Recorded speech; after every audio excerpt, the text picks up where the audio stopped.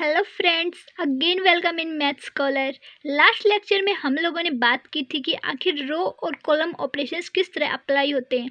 I hope friends आपको वो समझ में आ गया होगा। तो इस लेक्चर में हम लोग कुछ इंपॉर्टेंट डेफिनेशंस के बारे में बात करेंगे जिनका यूज़ हम इस एक्सरसाइज में भी करेंगे और इससे आने वाली एक्सरसाइज में भी उनका यूज़ होगा। तो चलिए फ्रेंड्स, सबसे पहले बात करते हैं हम आखिर रो एक्लोन मैट्रिक्स हमारे पास होती क्या है। तो चलिए फ्रेंड्स, इसकी डेफिनेशन देखते हैं।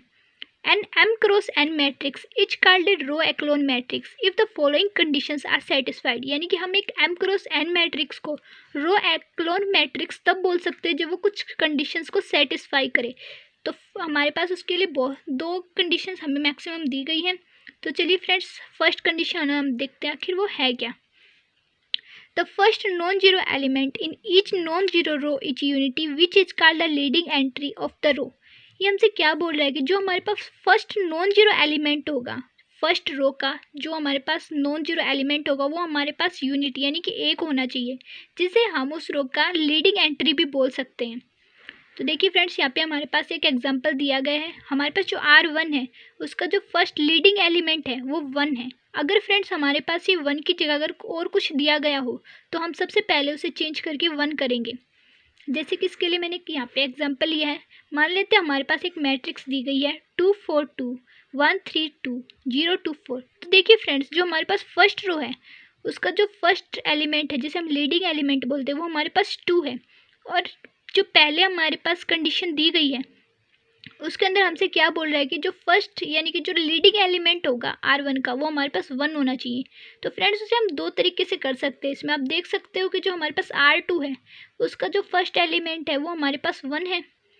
तो हम ये भी कर सकते हैं कि हम R2 और R1 को आपस में इंटरचेंज कर दें, तो हमारे पास जो R1 है उसका फर्स्ट एलिमेंट हमारे पास 1 हो जाएगा।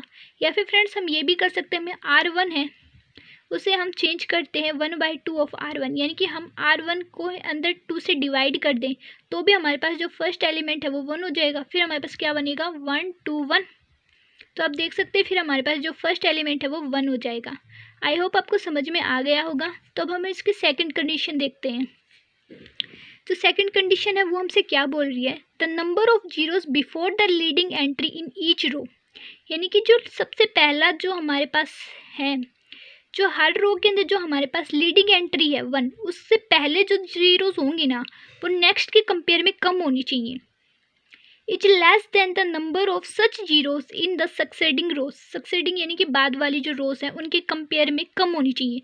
तो आप देख सकते हो फ्रेंड्स, ये हमारे पास R1 है, इसके अंदर जो लीडिंग एलिमेंट है वो हमारे पास 1 है और इससे पहले हमारे पास कोई भी जीरो एलिमेंट नहीं है।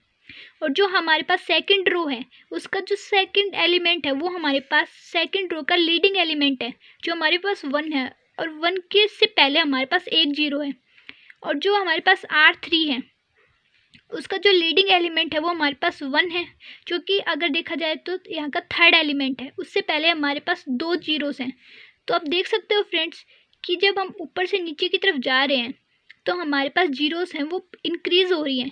और यही चीज़ हमें जो सेकंड है, जो हमारे पास सेकंड पॉइंट है वो हमें बोल रहा है कि जो हमारे पास फर्स्ट रो है उसका जो फर्स्ट एलिमेंट है, जो भी हमारे लीडिंग एलिमेंट है, उसके अंदर जीरोस कम होनी चाहिए as compare to second element, जो हमारे पास सेकंड रो का जो एलिमेंट है उसके कंपेयर में। तो आप देख सकते हो फर्स्ट वाले में हमारे पास कोई जीरोस नहीं है 1 से पहले, और जो सेकंड रो है उसके अंदर हमारे पास 1 से पहले एक जीरो है। और जो हमारे पास R3 है उसके अंदर जो हमारे पास लीडिंग एलिमेंट है उससे पहले हमारे पास 2 जीरो हैं। तो ये जो हमारे पास मैट्रिक्स है ये इस चीज़ को अच्छे से सेटिस्फाई करिए दोनों पॉइंट्स को, तो हम बोल सकते हैं कि हमारे पास एक रो एक्लोन मैट्रिक्स का एग्जांपल है। तो देखिए फ्रेंड्स, यहाँ पे हमें एक नोट भी दिया गया है कि in row echelon form then any column that contains a leading entry 1 must have zeros below this leading entry. यानी कि अगर हमारे पास जो रो एक्लोन फॉर्म है उसके अंदर किसी भी कॉलम का फर्स्ट एलिमेंट अगर हमारे पास 1 है तो उसके बाद जितने भी हमारे पास उस रो के अंदर जितने भी मतलब उस, जैसे कि ये फर्स्ट है, आप देख सकते हो हमारे पास इसे हम कॉलम C1 बोल सकते हैं।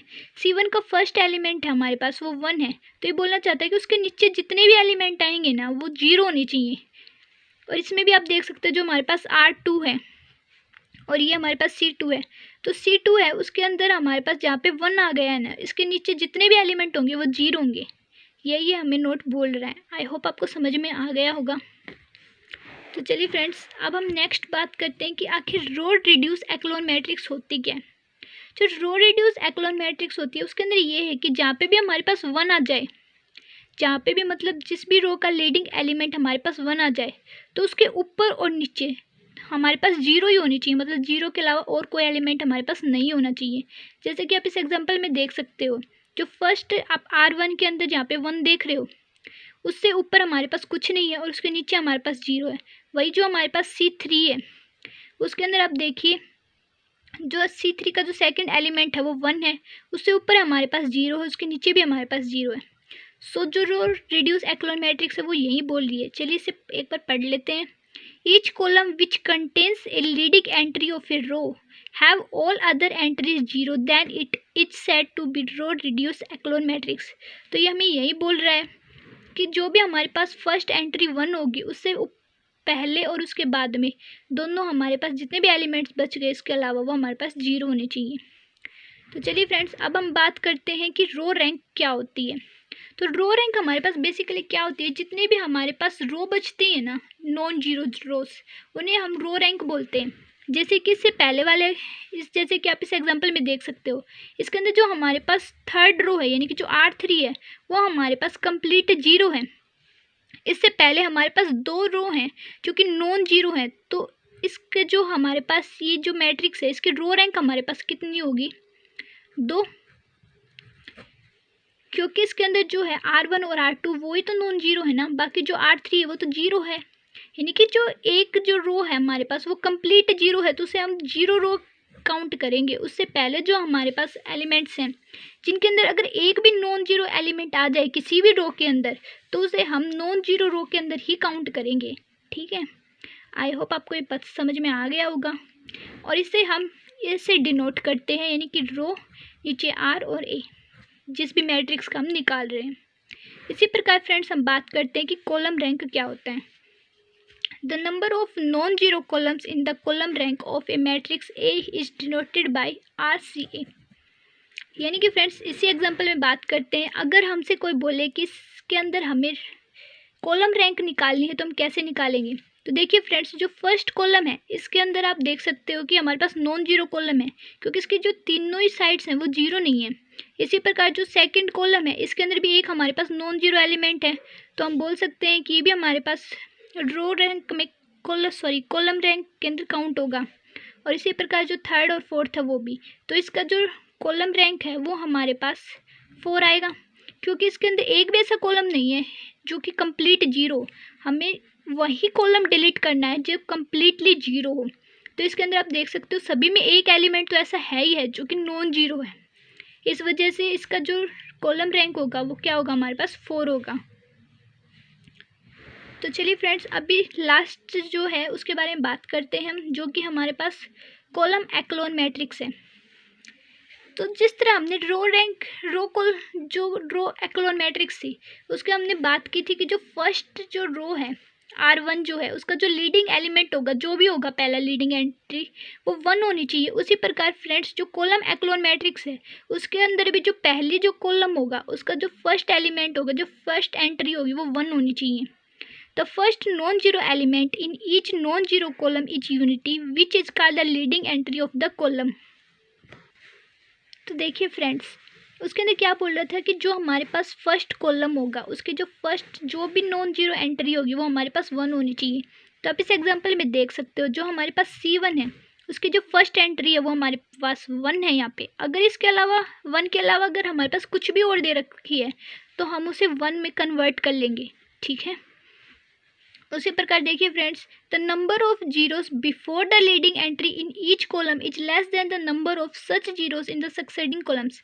इसमें भी फ्रेंड्स यही बात की गई है कि जो भी हमारे पास C1 होगा उसके अंदर हमारे पास जो है वो कम जीरोस होनी चाहिए देन द अनदर जो हमारे पास C2 कॉलम है उसके कंपेयर में। तो अब देख सकते हैं फ्रेंड, जो हमारे पास C1 है इसके अंदर 1 से पहले कोई जीरोस नहीं है, यानी कि इस रो के अंदर वो कोई जीरोस नहीं है। वही हमारे पास जो C2 है उसके अंदर 1 जीरो है और जो C3 है उसके अंदर 2 जीरोस हैं। इसी चीज़ को बोल रहा है। तो फ्रेंड्स इसके अंदर भी एक बात जो है वो हमें याद रखनी है कि जो भी हमारे पास कॉलम होगा उसके अंदर जो हमारे पास फर्स्ट एंट्री होगी जिस कॉलम की, उसके बाद वाले जितनी भी मतलब रो हैं वो जीरोज़ होनी चाहिए। जैसे कि यहाँ पे आप देखिए जो हमारे पास C1 है उसकी जो फर्स्ट एंट्री है वो 1 है, और उस जो रो है R1 उसके अंदर जो फर्स्ट रो हमारे जैसे कि जो फर्स्ट एलिमेंट है वो हमारे पास 1 है, तो इसके बाद वाले जितने भी हैं रो के एलिमेंट होंगे वो जीरो होंगे। जो हमारे पास अब देखिए जो हमारे पास C2 है उसके अंदर जो फर्स्ट एंट्री हमारे पास वो 1 है, और इसके बाद 1 के बाद जो भी आएगा वो जीरो होगा उस रो के अंदर, उस कॉलम में नहीं, उस रो के अंदर। वहाँ पे कॉलम में जीरो था, यहाँ पे रो में जीरो होगा। इसी प्रकार फ्रेंड्स जो C3 है हमारे पास उसके अंदर देखिए जो हमारे पास लास्ट एलिमेंट है जो फर्स्ट यानी जो फर्स्ट एंट्री है वो हमारे पास 1 है, इसके बाद वाली जीरोस होंगी, तो इसके आगे हमारे पास और कोई है नहीं एलिमेंट, वरना जो भी आता है वो जीरो ही आता है। ठीक है फ्रेंड्स, आई होप आपको समझ में आ गया होगा। अगर इस लेक्चर से आपकी कोई भी हेल्प हुई हो तो लेक्चर को शेयर कीजिए, लाइक कीजिए, सब्सक्राइब कीजिए इस चैनल को। Thank you very much.